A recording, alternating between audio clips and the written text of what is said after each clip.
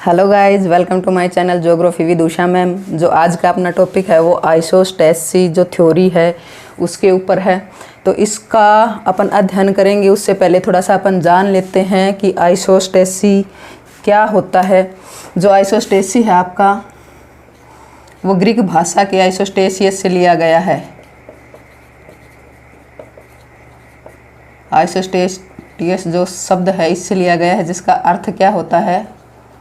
इसका अर्थ होता है समस्थिति, संतुलन, या कई बुकों में लिख रखा है कि बराबर खड़े रहना। सभी का एक ही अर्थ होता है कि संतुलन कोई भी चीज़ है, जैसे आपकी पृथ्वी है वो संतुलन बनाए रखती है।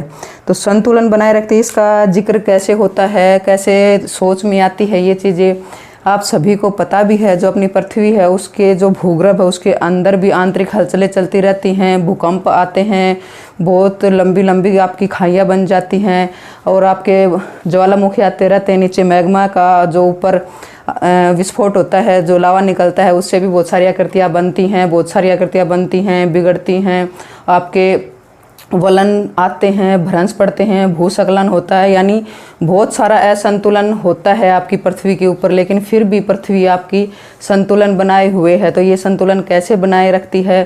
तो इसलिए सोचने पे मजबूर कर दिया कुछ भूगोलवेताओं ने कि ये संतुलन अपना बनाए रखती है। जैसे पृथ्वी गोल है, घूमती है, अपने अक्ष पे घूमती है, तो घूमती है तो आपके समुद्र हैं या फिर आपके दूसरे महाद्वीप हैं या फिर देश हैं या और कुछ, हमें कोई भी दिशा निर्देश एज इट इज़ जहाँ पे हैं वहीं पे दिखाई देते हैं, कहीं और नहीं दिखाई देते। तो ये सारी चीज़ें सोचने पे मजबूर किया। तो एक निकल के आया, आपका शब्द आया आइसोस्टेसी। किसके जहन में आया ये सबसे पहले वो जिक्र करते हैं अपन। जो सबसे पहले इसका शब्द का जो आइसोस्टेसी शब्द है, सर्वप्रथम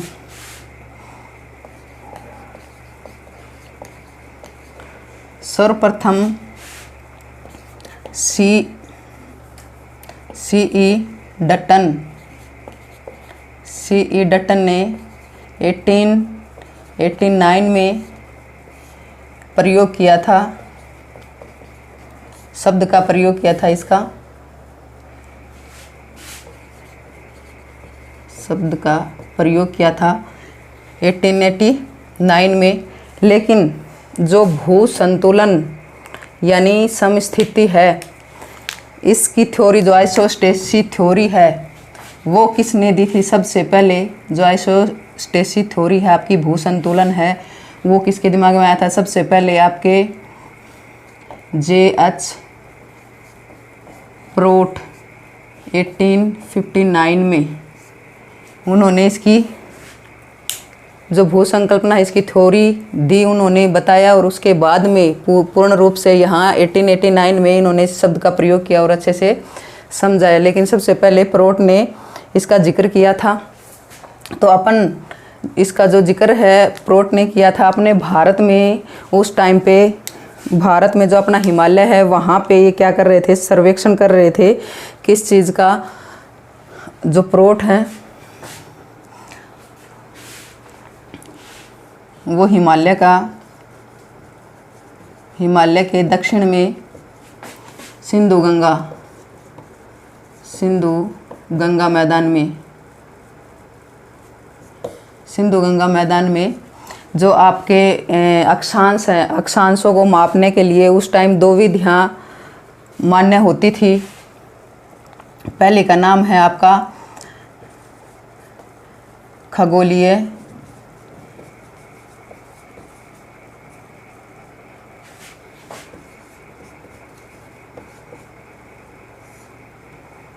प्रेक्षण और दूसरी विधि का नाम है आपका त्रिभुजीकरण।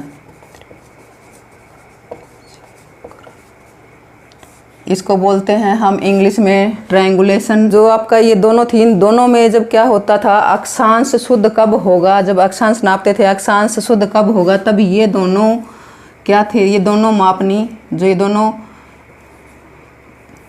इन दोनों के माप समान आते थे तो हम समझते थे कि अक्षांश शुद्ध है। लेकिन तब इसने सिंधु गंगा के यानी दक्षिणी जो हिमालय उसके दक्षिणी पार्ट में इन्होंने किया था। उस टाइम पे जो आपके इंडिया के सर्वेयर जनरल थे उनका नाम है, उनके सानिध्य में इन्होंने किया था।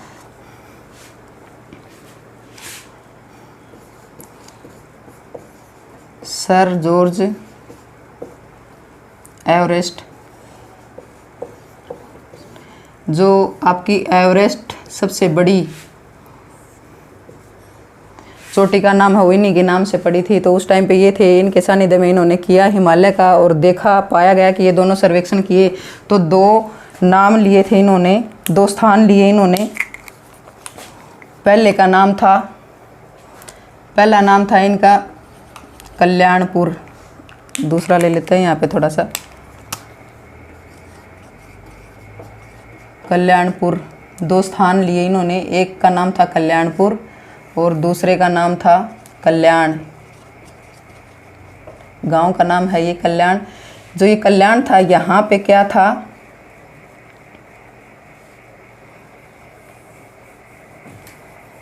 इधर इसके हिमालय था, हिमालय के पास में ये गांव था। तो यहाँ इन्होंने सर्वेक्षण शुरू किया और सर्वेक्षण से पता चला कि ये इन दोनों के बीच की दूरी ये जो थी, जो इन दोनों के बीच का जो मापन था, जो माप समान आना चाहिए था, लेकिन इसका ठीक आया और इसका क्या हुआ, इसका आना तो ऐसे था इस तरफ, यहाँ पे इनके बीच में अंतर आ गया। जो इनके मापनी थी, जो मापे थे उस माप में अंतर आ गया और अंतर आने के बाद ये लाइन होनी तो यहाँ पे थी लेकिन यहाँ आ गई। तो इससे क्या पता चला कि हिमालय अपनी तरफ आकर्षित कर रहा है। तो इसको लेके बहुत सी भ्रांतियाँ हुई, कुछ अलग अलग पार्ट आए। सोचे कि भाई इसमें अंतर आया तो 5 सेकंड कुछ का आया था, इसमें 5.236 यानी 5 सेकंड के समथिंग आया था इसका।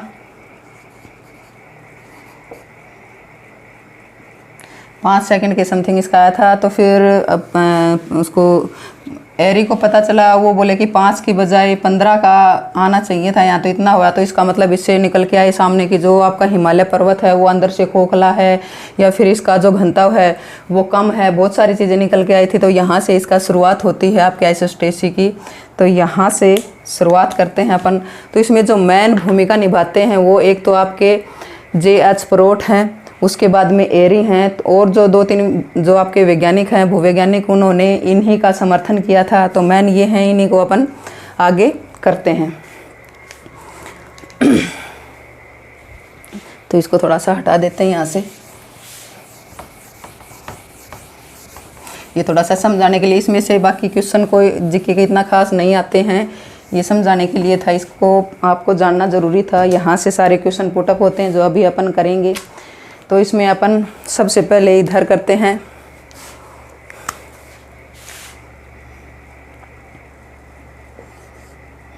दोनों का साथ लेके चलेंगे अपन। एरी महोदय, इन्होंने सिद्धांत दिया था, सबने अलग अलग सिद्धांत सर्वेक्षण किया था, आपने अपने अनुसार इन्होंने परीक्षण भी किए थे, परीक्षण के अनुसार इन्होंने इस सिद्धांत दिया। तो यहाँ पे एरी का करेंगे और यहाँ पे करेंगे हम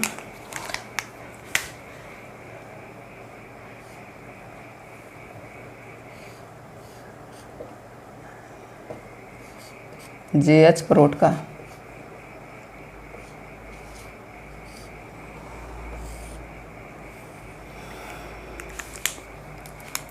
इससे पहले एक बार अपन समझ लें कि समस्थिति आखिर होती क्या है, संतुलन क्या होता है, इन्होंने क्या कैलकुलेशन निकाली। तो संतुलन का मतलब, समस्थिति का मतलब होता है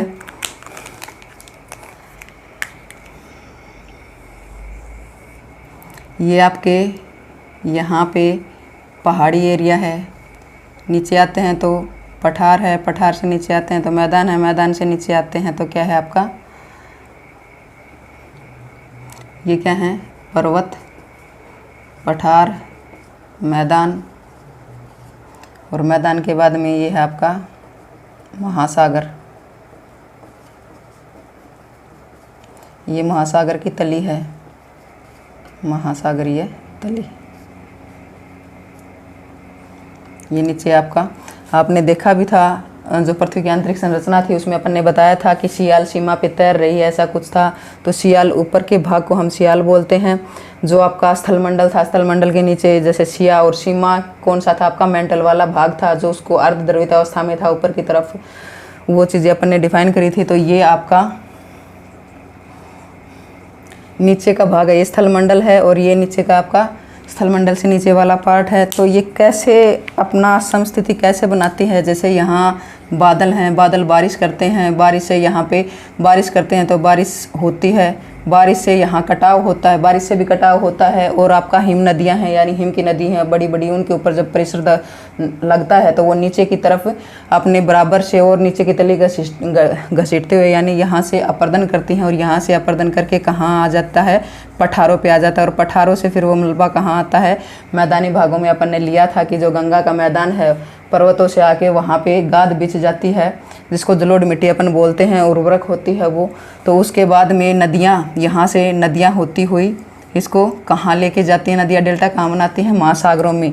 तो महासागरों में डेल्टा बनाती हैं, यहाँ पे जो तलछट है वो जमा हो जाता है। तो यहाँ तलछट जमा होने के बाद में वो नीचे धंसता है और नीचे सामंजस्य बनाता है, सामंजस्य बना के यहाँ पे प्रेशर ज़्यादा हो जाता है। तो यहाँ प्रेशर ज़्यादा होते यहाँ से चट्टानें हटके इधर मूवमेंट करती हैं, ये इधर की तरफ ये खिसकेंगी, इधर खिसकेंगी चट्टानी, और इधर खिसकती हुई चट्टानें फिर कहाँ जाएंगी, ऊपर की तरफ। जो आपके पर्वत हैं, जितना आज पर्वत ऊपर उठ रहे हैं उनसे 8-9 गुना नीचे इनकी जड़ें होती हैं। तो उनके अंदर फिर क्या होता है, आज भी ये लॉन्ग टर्म होता है, लाखों वर्षों का प्रोसेस होता है, करोड़ों वर्षों का। जो आप भी आपका हिमालय है वो क्या है, ऊपर उठ रहा है। तो अपना तो छोटा सा जीवन काल होता है, उसमें दिखाई नहीं देता। तो ये एक साइकिल है इसका, ये एक साइकिल है, इससे संतुलन बनाए रखती है आपकी पृथ्वी। आपकी जो हलचल नीचे हलचल होती रहती हैं वो भी सामंजस्य बना के इधर उधर खिसक के अपना एडजस्ट कर लेती हैं, चट्टानें एडजस्ट करके ऊपर की तरफ निकल जाती हैं। तो इसमें अपन एरी का मत पढ़ेंगे। सबसे पहले जो एरिन ने बताया था, इन्होंने क्या बताया था, एरिन ने इसने बताया था उच्चतम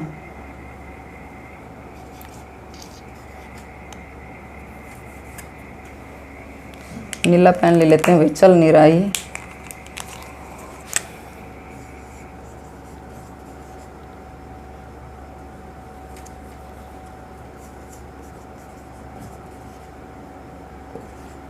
उच्चतम प्रकोष्ठ गहनतम जड़ विकास। कई बार आ जाता है कि ये किसने बोला था कि उच्चतम प्रकोष्ठ गहनतम जड़ विकास। इसका मतलब क्या होता है, जो जितना पर्वत जितना ऊंचा उठा हुआ है उससे कई गुना नीचे उसकी जड़ें होती हैं, कई गुना क्या होती हैं, उसकी जड़ें होती हैं। एक डायग्राम बनाएंगे, उसके माध्यम से अपन समझेंगे। इसने और क्या क्या दिए थे, कई बार आ जाता है कि तैराव का सिद्धांत किसने दिया था, तैराव का सिद्धांत किसने दिया था, एरी ने दिया था। और आ जाता है कि उच्चतम प्रकोष्ठ गहनतम जड़ विकास किसने किया। एक आता है आपका रूट हाइपोथेसिस बोलते हैं इंग्लिश में, और हिंदी में बोलते हैं उसको, हिंदी में ध्यान नहीं आ रहा भाई, जो इंग्लिश का है वो वर्ड है आपका रूट हाइपोथेसिस।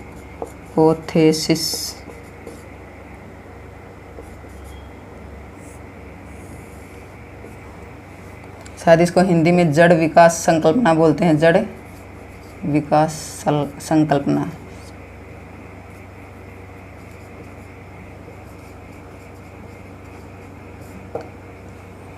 जड़ विकास की संकल्पना, इसको हिंदी में क्या बोलते हैं, रूट, इंग्लिश में रूट हाइपोथेसिस बोलते हैं। तो इसका किसने दिया था ये सिद्धांत, ये भी एरी ने ही दिया था। तो अब आ जाते हैं अपने टॉपिक पे, जो आइसोस्टेसी है। इसमें क्या बताया एरी ने, एरी ने इसको सिद्ध करने के लिए नंबर 1 पे तो क्या किया इन्होंने, जैसे महासागरों में बहुत से जो शिलाखंड आते हैं बड़े बड़े आपके हिम नदियों से निकल के, तो वो उनको देखा और उनको देख के पता चला कि जो आपका, उनको देख के पता चला कि आपका जो समुद्र है इसमें एक शिलाखंड छोड़ दिया जाए, दूसरे से कर लेते हैं, एक शिलाखंड छोड़ दिया जाए तो उसका एक भाग 10 में से एक भाग ऊपर दिखाई देता है और इसके 9 भाग कहाँ रहते हैं? आपके समुद्र तल में 9 भाग कहाँ रहते हैं? समुद्र तल में तो इसको बोलते हैं कि 1/9 भाग का हिस्सा ऊपर दिखाई देता है और 9 भाग कहाँ दिखाई देते हैं? समुद्र में दिखाई देते हैं। तो इससे भी पता चलता है कि आपका जो पर्वत है उसका एक भाग तो ऊपर दिखाई देता है, उसके 9 गुना अंदर जड़ जमी हुई है इसकी, तो वो गहराई अलग अलग है सबकी। अगर पर्वत जितना ऊंचा है उतनी ही नीचे इसकी गहराई है। अभी एक चित्र बनाते हैं, उसके माध्यम से यहाँ समझते हैं।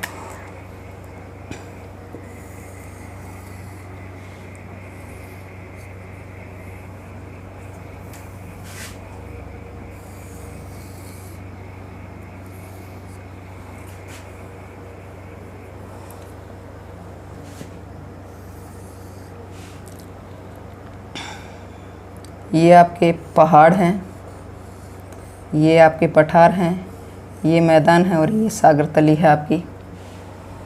इधर भी आपके पठारी भाग, मैदानी भाग और सागर तली, पर्वत, पठार, मैदान और आपका ये महासागर। ये महासागर की तली, ये महासागर आपका। ऐसे इधर भी पठार, मैदान और ये आपका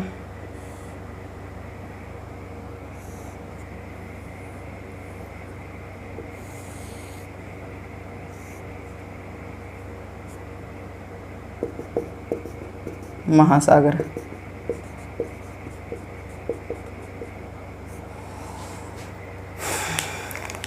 ये आपका सीमा है, ये आपका सियाल है और ये आपका क्या है? सीमा भाग, यानी अर्धध्रुवित अवस्था में था जो मेंटल था। ये आपका ऊपर का धरातल है, स्थल मंडल है। तो स्थल मंडल में जो भाग जितना ऊंचा होगा, एरी का कहना है, जो भाग जितना ऊंचा होगा वो भाग क्या होगा? उतना ही नीचे उसकी जड़ होंगी। जैसे यहाँ पर्वत है तो पर्वत की जड़ क्या होगी? उतनी ही ज़्यादा नीचे होगी।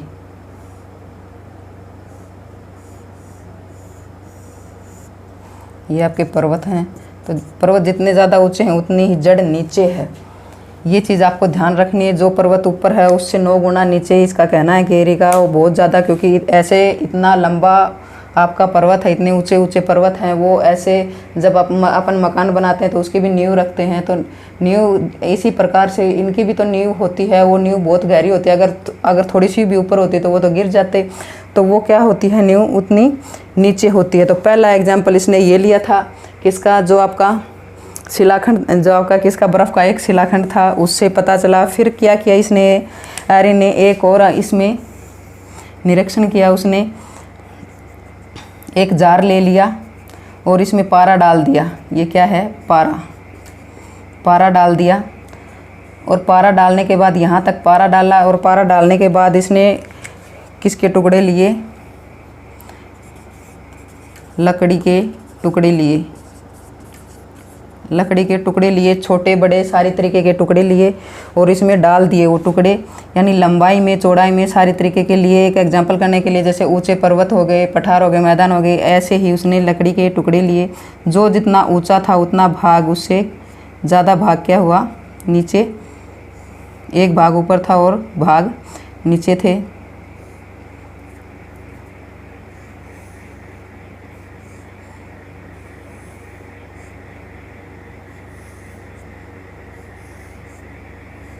ये लकड़ी के टुकड़े लिए, तो इसमें भी देखा कि जो भाग जितना ऊंचा है उतना ही नीचे उतना ही नीचे पानी के अंदर डूबा हुआ है। तो इससे भी इन्होंने यही अनुमान लगाया कि जो भाग जितना ऊंचा उठा हुआ है उतना ही क्या है? उतना ही नीचे जड़ इसकी जमी हुई है।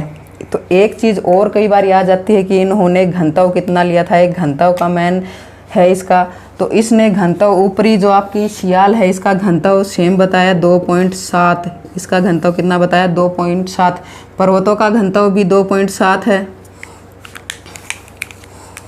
पर्वतों का घनत्व भी 2.7, पठारों का भी 2.7 और मैदानों का भी 2.7 और इनका भी 2.7, यानी सेम ऊपर घनत्व सबका सेम है, लेकिन जड़ें क्या हैं, अलग अलग हैं। जितना ऊंचा आपका पर्वत है या पठार है उतनी ही नीचे उसकी बहुत 9 गुना नीचे इसकी जड़ है। तो ये चीज़ कही आपके एरी महोदय ने। इसके बाद में आ जाता है प्रोट का, देख लेते हैं इसमें, फिर अंतर देखेंगे दोनों में। जो आपका प्रोट महोदय है, इन्होंने क्या किया, एक डायग्राम के माध्यम से समझते हैं इसको भी।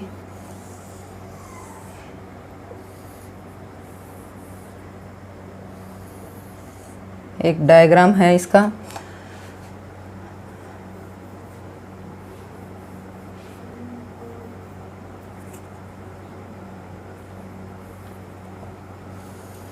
इन्होंने जो आपके पर्वत हैं, फिर पठार हैं, फिर आपके मैदान हैं, फिर आपके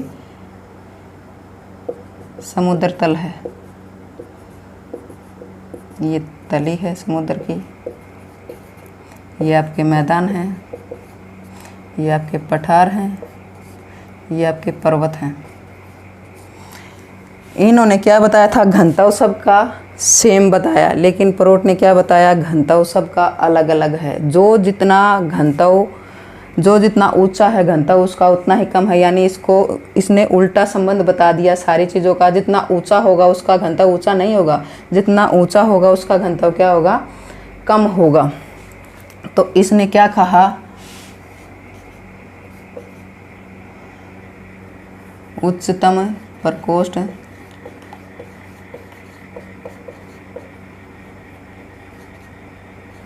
एरी ने क्या कहा था, उच्चतम प्रकोष्ठ गहनतम जड़ विकास, जितना ऊंचा होगा उतनी इसकी जड़ें होंगी। इसने क्या कहा, उच्चतम प्रकोष्ठ और निम्नतम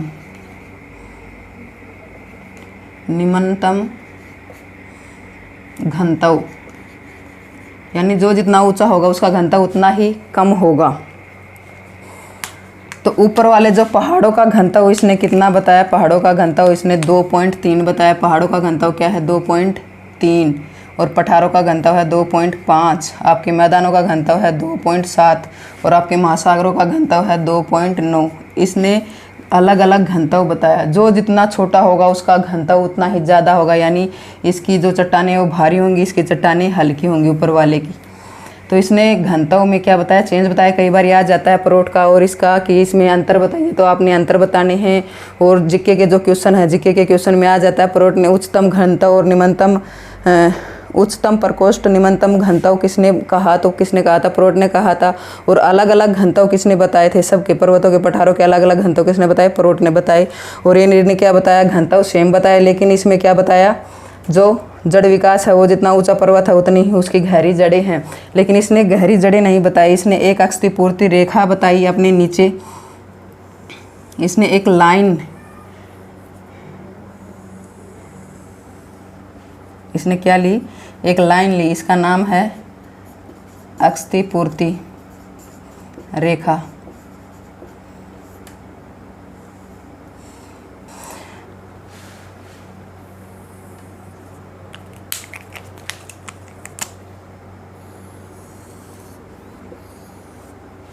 तो ये ऊपर का आपका कौन सा स्थल मंडल है, नीचे का क्या है आपका मेंटल है। ये कौन सा भाग आपका मेंटल भाग है। तो इस भाग में एक अक्षतिपूर्ति रेखा बताई, इसके नीचे घनत्व इसने बताया 3, क्योंकि अपन ने सवेश महोदय का पास्थितिक आंतरिक संरचना थी उसमें बताया था कि ऊपर का घनत्व कम है, बेसाल्टी चट्टानें, नीचे ग्रेफाइट जैसी भारी चट्टानें उसका घनत्व ज़्यादा है। सीमा का घनत्व ज़्यादा था और शियाल का घनत्व कम था, यानी स्थल भाग का कम था, और उससे नीचे जो मेंटल थी उसका घनत्व ज़्यादा था। तो इसका घनत्व भी कितना है, 3, 0.3 घनत्व, और इसका भी घनत्व 0.3 है नीचे वाले का। यानी ये बोल रहे हैं कि नीचे जो परत है जिसमें मैग्मा की उत्पत्ति होती है, मैग्मा में ऊपर वाला जो शियाल है वो सीमा के ऊपर तैर रहा है।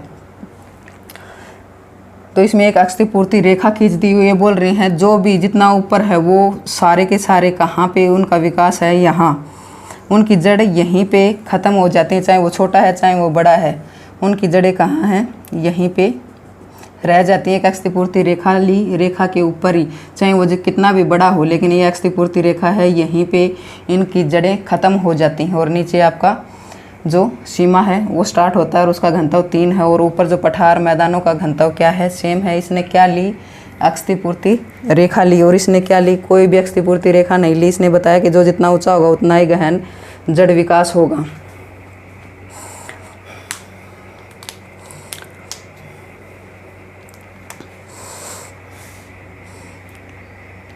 तो ये आपका परोठ का था उच्चतम घनत्व निम्नतम, उच्चतम प्रकोष्ठ निम्नतम घनत्व का बताया इसने क्षतिपूर्ति रेखा ली थी। तो अब इसी के आधार पे कुछ और वैज्ञानिक है और वैज्ञानिकों ने भी बताया है, जिसने समर्थन किया, जो परोठ का समर्थन करते हैं, उनका नाम है फोर्ड व बॉबी। इन्होंने इन्हीं का समर्थन किया, परोठ का समर्थन किया। वो बोल रहे हैं कि ऐसा ही है, घनत्व क्या है कि घनत्व सबका, पठारों का घनत्व ज़्यादा होता जाता है और ऊपर जाएंगे तो घनत्व कम होता जाएगा। और एक क्षतिपूर्ति रेखा ली, तो इन्होंने तो ली थी क्षतिपूर्ति रेखा। और इन्होंने क्या बताया, जो क्षतिपूर्ति ये रेखा है, इसकी लंबाई बताई कि ये 100 किलोमीटर गहरी है। जो ये क्षतिपूर्ति रेखा ये कितनी है, 100 किलोमीटर गहरी है। बस इतना ही इन्होंने अंतर बताया। इसके बाद में दो वैज्ञानिक जो आपके भूवैज्ञानिक हैं, उन्होंने एरी का समर्थन किया। और एरी के समर्थन करने का जो पहला है उसका नाम है जोली। ये तो चल ही नहीं रहा भाई, पहले का नाम क्या है, जोली। और दूसरा है आपका आर्थर होम्स। जो आर्थर होम्स थे, इसने इसकी रूट हाइपोथेसिस, जो इसकी संकल्पना थी जड़ विकास की, उसका इसको समर्थन दिया।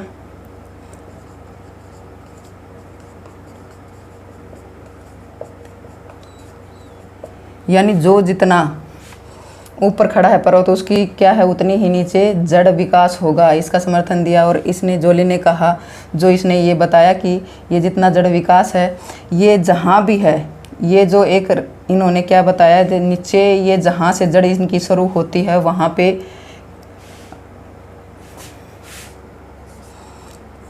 10 मील मोटी परत है। वो जो 10 मील मोटी परत है, ये इन्होंने ये बताया कि यहाँ से जब स्टार्ट होती है, आपका सीमा स्टार्ट होती है, ये 10 मील मोटी है। ये 10 मील मोटी परत है। और इसमें अपने अपने जो ऊंचाई के अकॉर्डिंग नीचे इन्होंने क्या कर रखा है, जड़ बना रखी हैं, अपनी जड़ बना रखी हैं। लेकिन वो जड़ क्या, इन्होंने इतना ही परिवर्तन किया कि वो 10 मील मोटी परत है, उसमें अपने अपने अकॉर्डिंग पर्वत है, पर्वत के अकॉर्डिंग पठार है, पठार के अकॉर्डिंग मैदान है, मैदान के अकॉर्डिंग इन्होंने क्या बनाया है, अपनी परतों में बना लिया है इन्होंने। एक वर्ड और है इसका, बोलते हैं इसको बोलते हैं अधस्तर। अधस्तर इंग्लिश में बोलें तो सबस्ट्रेटम।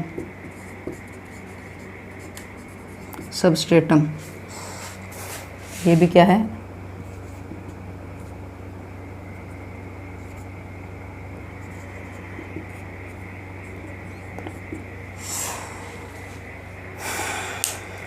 आधे स्तर के ऊपर ये तैर रही है। ये था आपका समस्थिति का सिद्धांत, जो मान्य है मैन आपका एरी महोदय का और परोठ का है। एरी का थोड़ा सा ज़्यादा लग रहा है मान्य और इनका कम लगता है। और इन्हीं का जो इन्होंने समर्थन किया है, जो उन्होंने इनका थोड़ा बहुत सिद्धांत बताए थे, जो मैन है आपके एरी महोदय का और पराठ का है।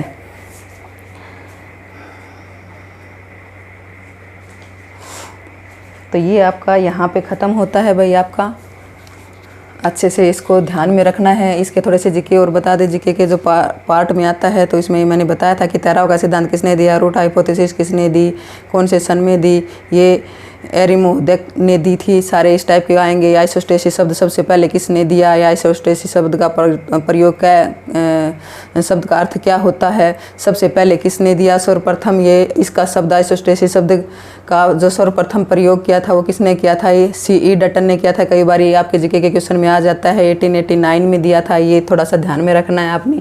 और प्रोट ने इसकी जो भू संतुलन का जो ये थ्योरी दी थी, ये कब दे दी थी कि ये 1859 में इसको दिया था, आपके हिमालय के दक्षिण में जब ये सर्वेक्षण कर रहे थे उस टाइम पे। तो ये आपका है, आगे वीडियो में अगले वाला चैप्टर करेंगे। धन्यवाद।